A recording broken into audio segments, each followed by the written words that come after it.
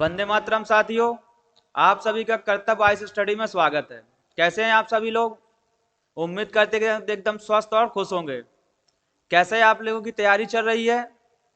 तैयारी एकदम बेहतर और बढ़िया तरीके से आप लोग कर रहे होंगे, क्योंकि इस बार इस लक्ष्य को लेके चल रहे हैं आप और हम कि इस बार बन के रहना असिस्टेंट प्रोफेसर। पहले सेट को क्वालिफाई करेंगे, सेट क्वालिफाई करने के जस्ट बाद जैसे ही सितंबर अक्टूबर में जो आपकी असिस्टेंट प्रोफेसर चयन भर्ती परीक्षा संभावित है, उसमें भी एक अच्छा परफॉर्मेंस करके और एक अपनी सीट को पक्का करेंगे और असिस्टेंट प्रोफेसर बन के स्वयं का, परिवार का और देश के उज्जवल भविष्य के लिए अपन जो है काम करेंगे, देश के हित में योगदान देंगे।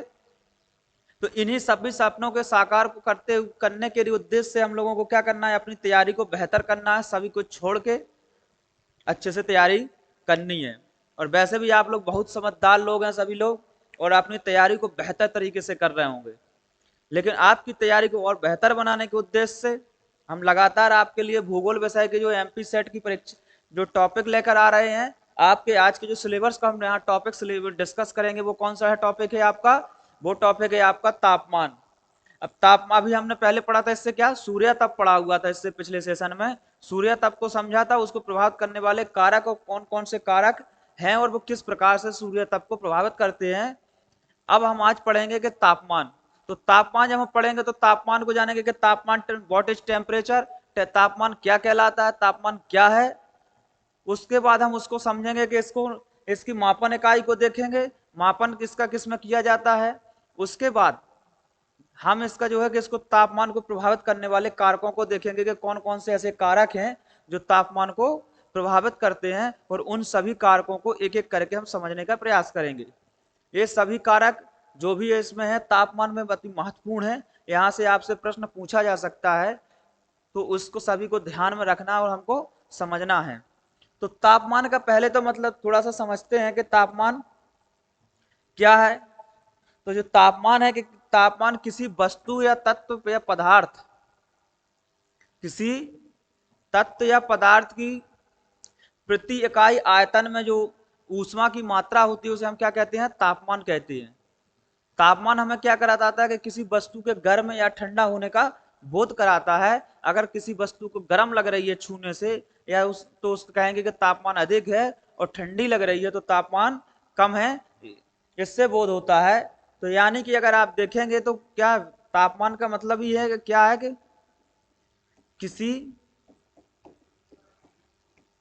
किसी तत्व या वस्तु वस्तु के प्रति इकाई आयतन, प्रति इकाई आयतन में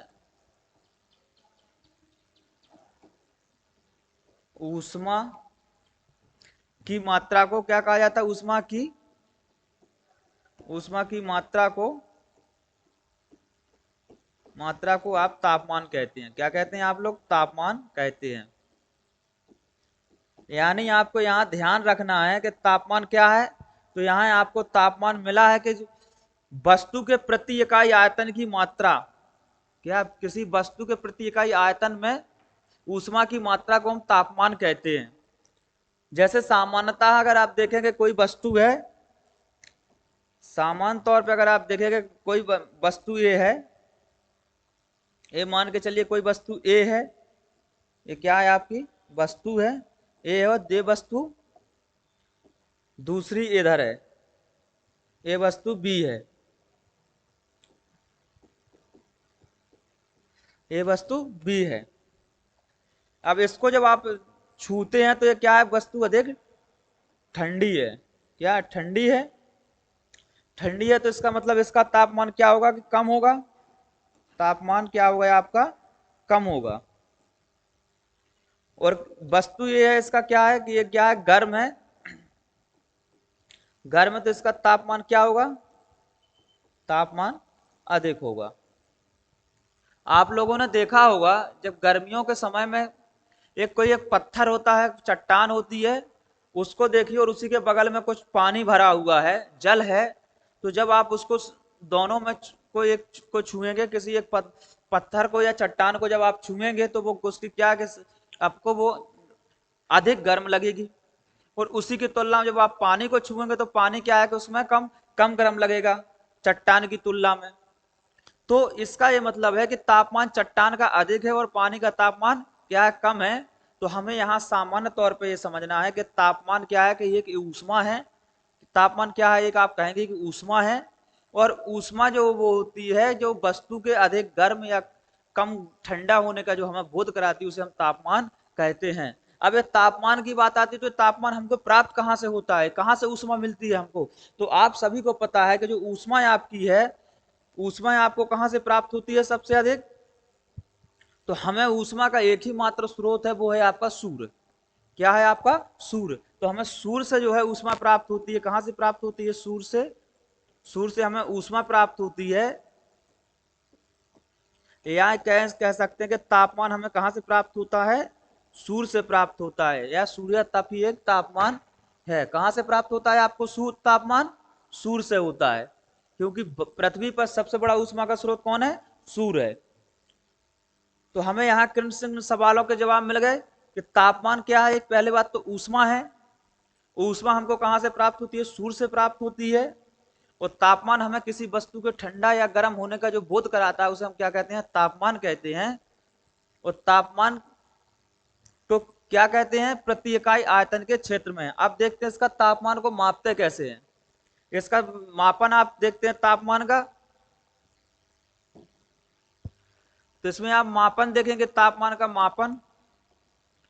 भाई ये प्रश्न आता है कि तापमान को किस में मापा जाता है। तापमान का मापन में अगर आप देखेंगे तो दो तरीके से होता है। एक तो होता है आपको डिग्री सेल्सियस में, एक क्या होता है डिग्री सेल्सियस में, दूसरा होता है फ़ारेनहाइट में। फ़ारेनहाइट में होता है आपका जिस डिग्री फ़ारेनहाइट में। तापमान को इसी दो में मापा जाता है, डिग्री सेल्सियस में और फ़ारेनहाइट में। तो जो तापमान का डिग्री सेल्सियस को आप जीरो मानते हैं, क्या होता है, जीरो मानते हैं, तो हमको क्या मिल गया, तापमान का मापन। अब नेक्स्ट देखते हैं कि तापमान को प्रभावित करने वाले कारक कौन कौन से हैं, कि तापमान को प्रभावित करने वाले कारक में कौन कौन से हैं, उनको देखते हैं, समझते हैं। तो तापमान को प्रभावित करने वाले कुछ महत्वपूर्ण कारक हैं, उनको हम एक एक करके समझने का प्रयास करते हैं। जो पहला तापमान का कारक प्रभावित करने वाले कारक को क्या होता है कि पृथ्वी की अक्षांशीय विस्तार। पहला क्या होता है, अक्षांशीय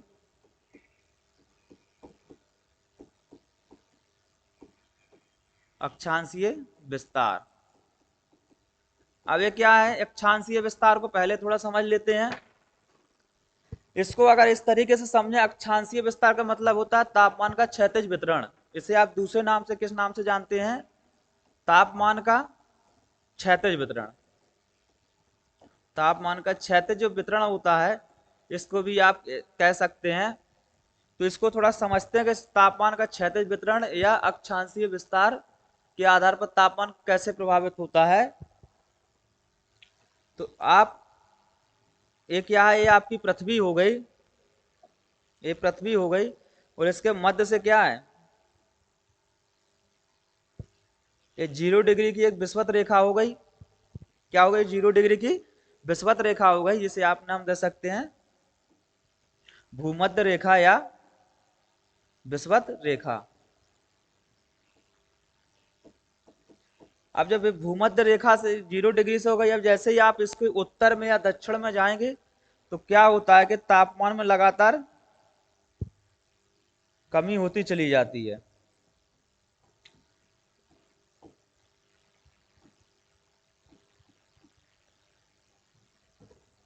ये आपकी कर्क रेखा हो गई,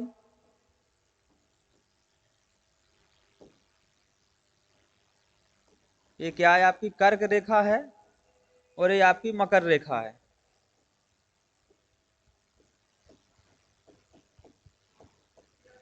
उत्तर में कर्क रेखा, दक्षिण में मकर रेखा, ये 23.5 डिग्री के आसपास होती है इनकी रेखाएं। तो इनके जो मध्य होता है तो क्या होता है कि अधिकांश जो है तापमान या सूर्य की किरणें क्या है इन पर सीधी पड़ती हैं। क्या होता है, सूर्य की जो किरणें होती हैं आपकी, ये आपका सन है, और यहाँ से जो किरणें आती हैं वो क्या आती हैं, लगभग सीधी आती हैं। यहाँ पर सूर्य की किरणें क्या होती हैं, सीधी पड़ती हैं। तो आपको पता है कि विषुवत रेखा पर वर्ष भर सूर्य की किरणें कैसी सीधी पड़ती हैं, तो यहाँ पर क्या तापमान लगभग वर्ष भर समान रहता है और उच्च तापमान होता है यहाँ का। विषुवत रेखा पर वर्ष भर क्या होता है, उच्च तापमान होता है।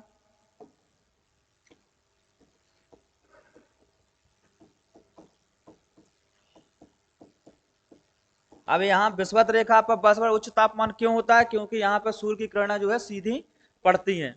जैसे जैसे आप ध्रुवों की ओर जाएंगे, यहाँ आपका क्या है कि ध्रुव है, यहाँ आपका क्या है, ध्रुव है 90 डिग्री पे। तो ये जो ध्रुव हैं तो इनकी ओर जैसे जैसे जाएंगे तो सूर्य की किरणें क्या है, तिरछी पड़ती चली जाएंगी या सूर्य की किरणें पहुंच ही नहीं पाती हैं। इसीलिए जो है उत्तरी ध्रुव और दक्षिणी ध्रुव में क्या है कि ग्लेशियर पाए जाते हैं। अंटार्कटिका और अटलांटिक महाद्वीपों में क्या है कि ये बर्फ के रूप में ग्लेशियर बड़े बड़े जमे जमे हुए हैं। तो क्या ये सूर्य की किरणों के कारण ही होता है। तो जब सूर्य उत्तरायण होता है, यानी अभी गर्मियों का समय चल रहा है, तो सूर्य क्या है, उत्तरायण है। उत्तरायण में क्या होता है कि सूर्य की किरणें उत्तरी गोलार्ध में अधिक पड़ती हैं और दक्षिणी गोलार्ध में क्या है, दिन की अवधि कम हो जाती है और वहां पर सूर्य की किरणें ना के बराबर दक्षिण में कम होती चली जाती हैं और दक्षिणी ध्रुव पर ना यानी पहुंचती नहीं है। तो यहाँ पर क्या होता है कि रात हो जाती है। यानी इस समय जब सूर्य उत्तर की ओर उत्तरायण है, उत्तर दिशा में है, तो दक्षिण दिशा में क्या है, 6 माह की रातें होंगी। तो यहाँ का तापमान क्या अत्यधिक कम हुआ। तो जैसे आप ध्रुवों से की ओर बढ़ते हैं तो तापमान मान के चलिए, यहाँ अगर आपका 40-45 डिग्री सेंटीग्रेड है तो यहाँ आपका 30 होगा, और ऊपर जाएंगे तो 25 डिग्री सेंटीग्रेड। ऐसे तापमान में क्या लगातार कमी होती जाती है। तो इसे कहते हैं तापमान का अक्षांशीय विस्तार। अब हम चलते हैं नेक्स्ट कारक को पढ़ते हैं।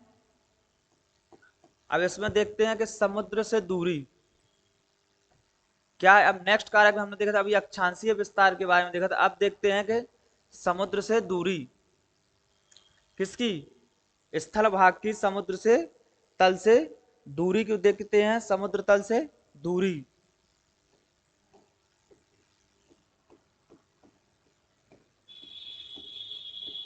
समुद्र तल से दूरी।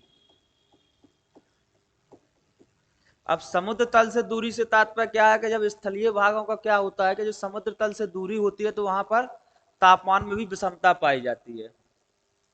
कैसे, इसको भी थोड़ा समझने का प्रयास करते हैं कि आप ये मान के चलिए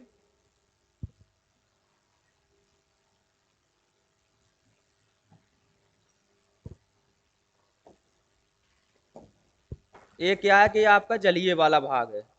मान के चलिए महासागरीय है, महासागर हैं ये आपके।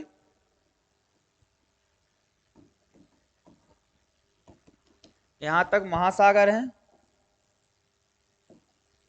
यहां पर क्या है कि आपके पर्वत हैं, पठार हैं, मैदान हैं। पर्वत, पठार और मैदान। अब क्या होता है कि जो ये वाला क्षेत्र है जो समुद्र सतह से बहुत पास में होता है या समुद्र तटीय क्षेत्र होते हैं, जैसे भारत का क्या होता है कि जो भारत में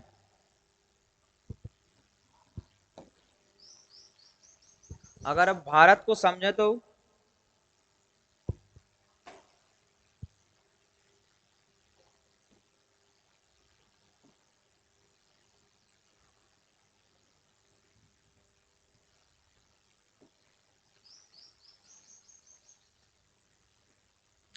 ये आपका अगर भारत है, भारत के अगर आप कोस्टल एरिया को देखें, जो तटीय क्षेत्र हैं, ये वाला जो ये तटीय क्षेत्र है, ये वाला तटीय क्षेत्र है, ये पूरा का यहाँ से लेके यहाँ तक वाला ये तटीय जो क्षेत्र है, इसके तटीय क्षेत्र में आपने देखा होगा कि यहाँ पर क्या है कि वर्ष भर क्या है कि तापमान ना अधिक होता है ना कम होता है। यहाँ पर सम जलवायु पाई जाती है। क्या होता है, यहाँ पर सम जलवायु पाई जाती है। यानी वर्ष भर लगभग समान जलवायु पाई जाती है, ना ठंडियों में ठंड होती है ना गर्मियों में गर्मी होती है। ऐसा क्यों होता है? क्योंकि इसके भारत के इन क्षेत्रों में क्या है कि जल हो, चारों ओर क्या है कि समुद्रीय जल होता है, और इस जल के कारण जो है यहाँ पर जो है तापमान समान रहता है। तो इसी प्रकार से जो है समुद्र तल से क्या होता है, दूरी जो होती है उसी के प्रभाव से तापमान क्या होता है कि अगर कोस्टल जो एरिया है यहाँ पर तापमान कम होगा, और जैसे समुद्र की तल से आप दूरी बढ़ती चली जाएगी, दूर आप समुद्र तल से होते चले जाएंगे, तो तापमान में क्या लगातार वृद्धि होती चली जाती है। और इसके अभी वर्तमान में उदाहरण है, जैसे राजस्थान है, समुद्र तल से बहुत दूरी पर है, तो वहाँ के जो राजस्थान के जो जैसलमेर वगैरह या थार मरुस्थल है, थार मरुस्थल है, ये कहाँ है? भारत में है। तो भारत में कहाँ है? राजस्थान में है। राजस्थान में कहाँ है? राजस्थान के पश्चिमी भाग में है, पश्चिमी भाग में है। तो यहाँ का क्या होता है कि तापमान क्या हो जाता है, तापमान अधिक हो जाता है गर्मियों के समय। गर्मियों के समय तापमान बढ़ जाता है, गर्मी के समय क्या हो जाता है, तापमान बढ़ जाता है। तो जैसे ये समुद्र तल से सतह से तल से दूर होते चले जाते हैं, आंतरिक भागों में आते जाते हैं, तो तापमान में क्या लगातार वृद्धि होती जाती है। मध्य प्रदेश, छत्तीसगढ़, राजस्थान, ये ऐसे जिले हैं, राज्य हैं, सॉरी, राज्य के, इनमें लगातार क्या हो रहा है, इनके जो आंतरिक भाग हैं, तो यहाँ पर तापमान अधिक पाया जाता है, बल्कि भारत के तटीय राज्यों की तुलना में। तो हमने देखा कि समुद्र तल से दूरी पर जाने पर भी तापमान में क्या है, लगातार वृद्धि होती है। अब ये हमने समझा, और यहाँ से प्रश्न किस प्रकार से बनेगा, इस आपको यहाँ ये भी बताएं, प्रश्न यहाँ से ऐसे ऐसे नहीं बनेगा। प्रश्न बनेगा कि क्या समुद्र तल से दूर जाने पर या स्थलीय भागों के आंतरिक भाग में जाने पर तापमान में वृद्धि होती है? तो ये अगर दिया हुआ तो मान के चलिए कथन सत्य है, और अगर बोलता है कि समुद्र की सतह से आंतरिक भाग में जाने पर तापमान में वृद्धि नहीं होती है, तो आपका कथन असत्य हो जाएगा। तो इस सत्य और असत्य के आधार पर आपको कथन दिया जा सकता है। तो आपको ध्यान रखना है कि समुद्र के जो तल की सतह, कोस्टल एरिया, जो तटीय क्षेत्र है, वहां पर तापमान क्या होता है, समान होता है। और जैसे जैसे आंतरिक भागों में आप बढ़ते चले जाएंगे, वहां तापमान के क्या है, आप जो है बढ़ता चला जाएगा। तो इसको आपको ध्यान रखना है कि समुद्र तल से दूरी पर जो है तापमान बढ़ता है। चलिए अब नेक्स्ट देखते हैं हम। नेक्स्ट जो आपका है वो क्या है, आपका समुद्र तल से उस स्थान की दूरी। क्या देखते हैं आपका नेक्स्ट जो है, समुद्र तल से, समुद्र तल से उस स्थान की दूरी, उस स्थान की दूरी, दूरी या ऊंचाई। अब यहां समझते हैं कि अब समुद्र तल है, इसको भी समझते हैं।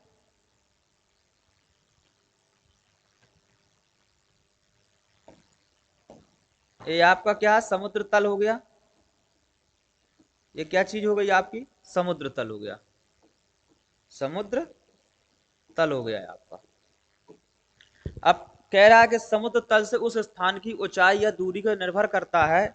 तो जब आपका यहाँ पे कोई स्थल भाग है और यहाँ पर क्या है कि कोई पर्वत इतने ऊंचा बना हुआ है और कोई भाग इतना नीचा है, तो इसको भी प्रभावित करेगा तापमान।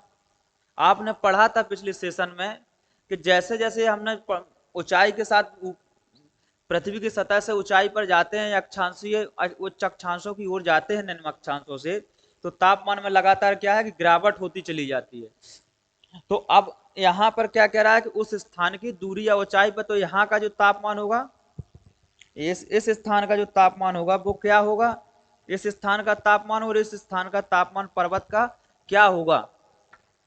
तो स्वाभाविक सी बात है कि अगर यहाँ का तापमान 35 डिग्री सेंटीग्रेड होगा, तो यहाँ का कितना होगा, 25 से 20 डिग्री सेंटीग्रेड हो सकता है, क्योंकि इसकी तुलना में इसका तापमान कम होगा। क्यों? क्योंकि इसकी तुलना में इसकी ऊंचाई क्या है, समुद्र तल से अधिक है, और जब समुद्र तल से अधिक होती है तो वहां पर तापमान क्या होता है, लगातार कम होता चला जाता है। हमने पढ़ा है कि पृथ्वी की सतह से क्या है, पृथ्वी की सतह से ऊपर जाने पर तापमान में क्या होता है, तापमान में लगातार गिरावट आती है, तापमान में लगातार गिरावट आती है। तो जो है पृथ्वी के जब जैसे समुद्र तल से हम ऊपर की ओर जाएंगे तो तापमान में कमी आएगी। तो इसको भी ध्यान रखना है आपको, समुद्र तल से उस स्थान की दूरी को भी आपको रखना है कि तापमान को प्रभावित करने वाले कारक में कौन सा है, स्थान की समुद्र तल से दूरी और समुद्र तल से ऊंचाई, दूरी समुद्र तल से दूरी और समुद्र तल से ऊंचाई को ध्यान रखना। ये आपके एग्जाम में प्रश्न पूछे जा सकते हैं कि निम्नलिखित में से कौन सा कारक है जो तापमान को प्रभावित करता है या कौन सा कारक है जो नहीं करता है। तो आपको ध्यान से रखना इनको कारकों को। नेक्स्ट कारक देखते हैं। नेक्स्ट कारक आपका क्या है, नेक्स्ट कारक है जो है आपका वो है वायु संहिता या तापमान को कौन सा प्रभावित करता है, वायु संहिता या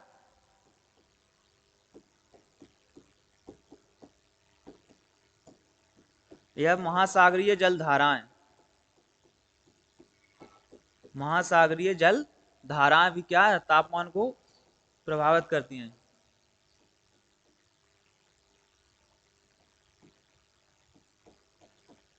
तो इनको भी आपको जो है ध्यान में रखना है। अब इसको थोड़ा सा समझ लेते हैं कि ये कैसे प्रभावित करती हैं। आपने देखा होगा कि जब उत्तर भारत में ग्रीष्म ऋतु के समय उत्तर से जो हवाएं आती हैं वो अचानक क्या जो मध्य प्रदेश तक पहुंचती है, मैदानी क्षेत्रों तक पहुंचती है, तो वहां का तापमान को क्या अचानक से गिरा देती हैं। क्या होता है, गिरा देती हैं। इस तरीके से समझें आप कि अगर ये भारत है,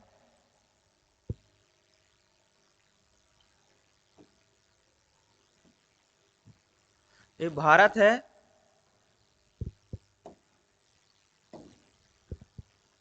और इधर हिमालय है आपका, और हिमालय से जब ये पवनें ऐसी चलती हैं, जब ये मैदानी क्षेत्रों में पहुंचती हैं इस तरीके से, तो ये क्या करती हैं कि शीत ऋतु में क्या करती हैं कि शीत ऋतु में तापमान को क्या करती हैं, ये तापमान को गिरा देती हैं और यहाँ क्या हो जाता है कि ठंड बढ़ जाती है, ठंड बढ़ जाती है।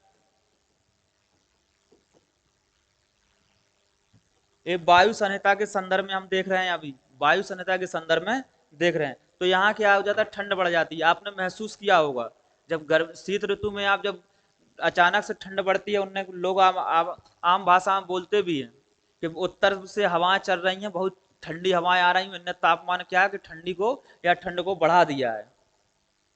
तो ये हो गया।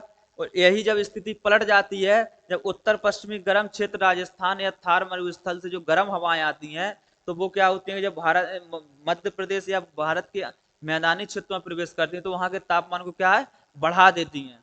तो ये तापमान को प्रभावित करने वाले कारकों में आपकी वायु संहिता या वायु भी शामिल है। अब समझते हैं थोड़ा सा महासागरीय जलधाराएं, कि महासागरीय जलधाराएं कैसे तापमान को बढ़ाती हैं। तो महासागरीय जलधाराएं जब इस तरीके से बढ़ाती हैं कि जब विषुवत रेखा से गर्म जलधाराएं जो है ठंडे प्रदेशों में चलती हैं, तो जिस क्षेत्रों में जाती हैं वहां की तापमान में क्या है, वृद्धि कर देती हैं। तो ये जो है महासागरीय जलधारा भी तापमान को प्रभावित करती हैं। इसका सबसे अच्छा उदाहरण ये है कि मैक्सिको की खाड़ी से गल्फ स्ट्रीम जो हवाएं जलधारा चलती है, वो यूरोप के जो है पश्चिमी क्षेत्रों में पहुंचती है और वहां के तापमान को बढ़ा देती है। और वहां की जो पोर्ट होते हैं, बंदरगाह होते हैं, वहां पर जब बर्फ जमी रहती है उसको पिघलाने का काम करती है और वहां जो है व्यवसायिक गतिविधियों को बढ़ाने में सहायक होती हैं। तो जलधाराएं भी क्या है, आपके तापमान को प्रभावित करने वाली धाराएं हो गई। जलधाराओं में आप देख सकते हैं कि इनमें जो है इनको आपके जो है तापमान प्रभावित करने वाले कारकों में से एक है, इनमें शामिल किया जाता है। इसमें आपका जलधारा के लिए सबसे अच्छा उदाहरण आपका कौन सा है, जलधारा के लिए अगर आप देखें तो सबसे अच्छा उदाहरण गल्फ स्ट्रीम का उदाहरण रहता है। जलधारा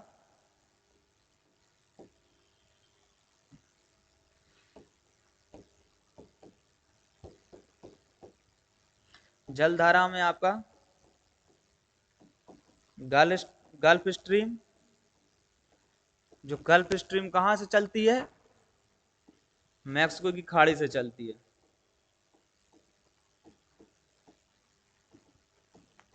कि खाड़ी से चलती है और पश्चिमी यूरोप तक पहुंचती है, और पश्चिमी यूरोप के क्षेत्र में क्या करती है? तापमान को बढ़ा देती है। अब देखते हैं नेक्स्ट कारक को। अब इसमें एक नेक्स्ट कारक है आपका स्थानीय कारक। तापमान को प्रभावित करने वाले कारकों में कुछ स्थानीय कारक होते हैं। तो अपन स्थानीय कारक को देख लेते हैं।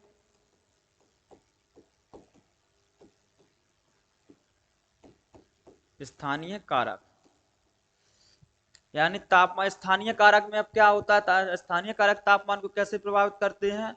तो यहाँ की जो स्थानीय कारक में होता है कि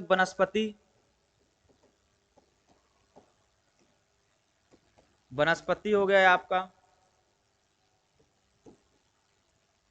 स्थलाकृति हो गया आपका, स्थलाकृति हो गया आपका, मृदा हो गया आपका, ये आपके क्या है? वनस्पति, स्थलाकृति, मृदा आदि जो आपकी चीजें हैं ये क्या है? आदि जो है स्थानीय कारक में जो है तापमान को प्रभावित करते हैं। क्या? ये तापमान को प्रभावित करते हैं।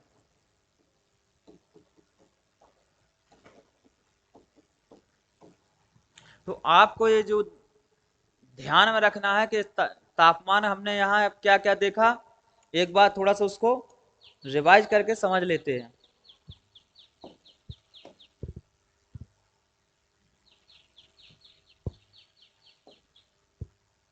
यहाँ हम थोड़ा सा समझ लेते हैं कि हमने पहले देखा था कि तापमान क्या है? तापमान एक ऊष्मा है। दूसरा हमने तापमान का देखा था कि तापमान को का मापन, तो मापन इसका डिग्री सेल्सियस में होता है पहला, और दूसरा फ़ारेनहाइट में होता है। तीसरा चीज देखी थी हमने क्या? तापन हो गया, मापन हो गया। अब इसको प्रभावित करने वाले कुछ कारक देखे थे। तो कारक में क्या होता है? प्रभावित करने वाले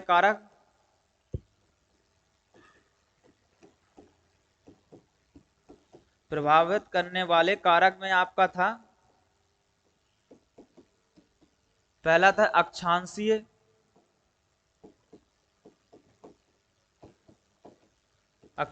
था आपका। दूसरा समुद्री से दूरी,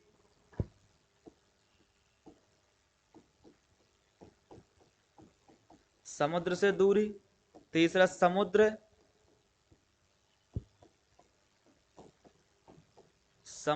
तल से ऊंचाई। चौथा है आपका क्या था? वायु एवं संहिताएं,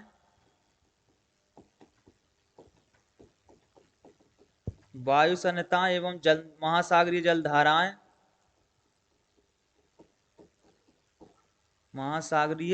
जलधाराएं,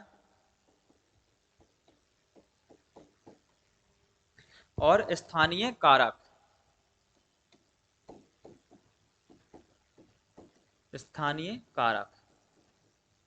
इन अभी आपको सभी कारकों को याद रखना है, ये आपसे एग्जाम में पूछे जा सकते हैं। तो हमने एक एक करके सभी कारकों को आपको बताने का प्रयास किया, समझाने का प्रयास किया, और देखा कि कौन सा कारक क्या हो सकता है, किस प्रकार से प्रभावित करता है। ठीक है, तो इसमें आपने सभी प्रश्नों को ध्यान से देखना, और यहाँ से प्रश्न आने की पूरी पूरी संभावना है। अब एक आता है कि तापमान में लगातार जब वृद्धि होती है, तापमान में जैसे आप वृद्धि होती है, तापमान में वृद्धि होती है, आपको पता है CO2 जल वाष्प की मात्रा के कारण, कार्बन डाइऑक्साइड गैस के कारण ग्लोबल वार्मिंग का वैश्विक उष्णीय जो है स्थिति बन रही है। तो आपको इन सब, इसलिए जो है जलवायु परिवर्तन से दौर से विश्व गुजर रहा है, तो यहाँ से प्रश्न आने की संभावना है। तो हमने इन प्रश्न को, इस टॉपिक को आपको मुश्किल से 5 से 7 मिनट लगेंगे, अच्छे से पढ़ लेना है। और एग्जाम में जाना है, यहाँ से प्रश्न मिल सकते हैं। चलिए अब हम इसमें नेक्स्ट सेशन में देखेंगे एल्बिडो। एल्बिडो अभी हमने पढ़ा सूर्य ताप तापमान, अब नेक्स्ट सेशन में पढ़ेंगे एल्बिडो। तो एल्बिडो को आप पढ़ के आइएगा, देख के आइएगा कि एल्बिडो क्या होता है, उसके बारे में भी हम सारे एल्बिडो से संबंधित प्रश्नों को हल करेंगे। चलिए तो मिलते हैं नेक्स्ट सेशन में, तब तक के लिए जय हिंद, वंदे मातरम, थैंक यू।